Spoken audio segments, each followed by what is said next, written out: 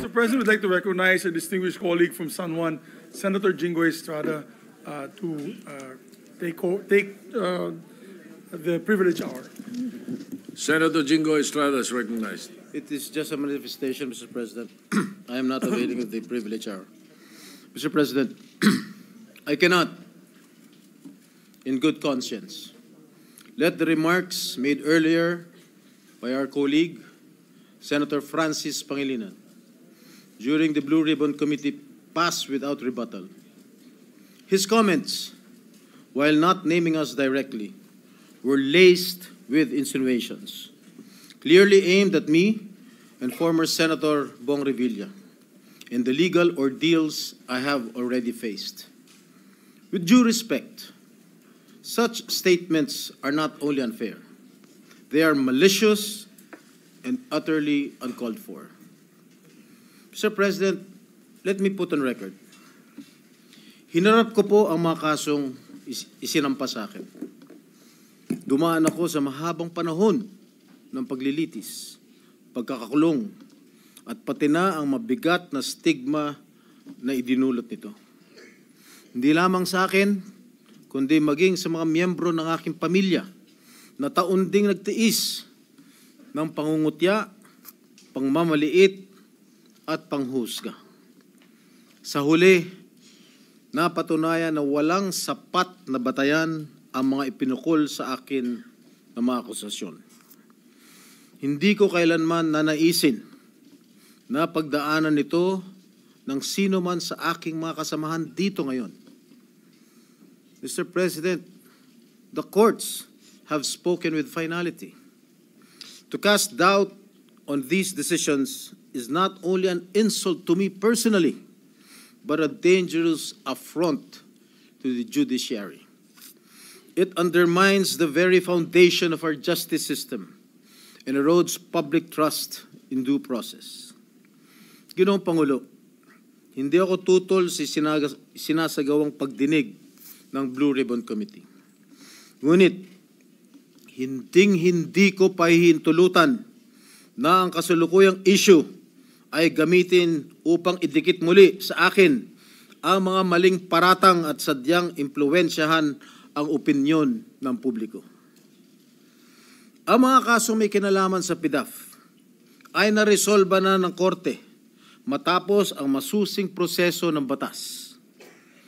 To insinuate otherwise is nothing less than an attempt to rewrite history and to malign the integrity of the judicial process. I urge my colleagues to exercise prudence, fairness, and much of all, respect. I too deserve to be heard and to defend myself, whether in this august chamber or before any court of law. I am more than ready to dismantle the baseless lies being peddled in the Blue Ribbon Committee, come hell or high water. And I will not allow discredited narratives to be weaponized for political grandstanding. I will not allow my honor, hard-earned and vindicated by the courts, to be sullied by careless remarks. And I hope the committee, the Blue Ribbon Committee, will expunge from the record such malicious and unwarranted remarks that serve no purpose but to malign and mislead. Thank you, Mr. President. Thank you, Senator Serrano. Majority Leader. Senator Francis Pangilinan is recognized. Thank you, Mr. President. Just a very quick manifestation. For the record, sa bawat dalawang kaso, isa absuelto.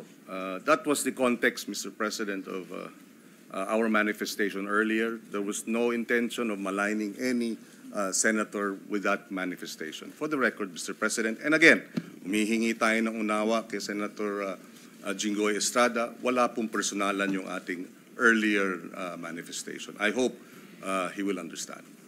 Thank you, Senator Francis Pangilinan. Majority. Yes, you may respond. Ang sabi po ni Senator Pangilinan, wala ho siyang binanggit na pangalan. Pero napaka-obvious naman po ang kanyang sinabi kanina dun sa Blue Ribbon Committee. Ang sabi niya, if I may quote, well, if I may, kung maaari ko siguro ikomento, siguro kung yung Napoles cases inauwi doon, halip na absuelto, kulong, baka hindi na nangyari itong mas malaking kurakot. Those were the words of Senator Kiko Pangilinan. Sino ba ang pinatatamaan niya? Sino ba pinatatamaan mo? Di ba? It's very obvious that I was being alluded to. Remember, Mr. Senator Pangilinan, that I was acquitted by the court. Are you questioning the decision of the court acquitting this representation? You're a lawyer. I'm not. You shouldn't be talking that way. You are undermining the judicial process in our country. You being a member of the bar. Thank you, Mr. President. Thank you for watching. Don't forget to like, share and subscribe for the latest hot news of the press.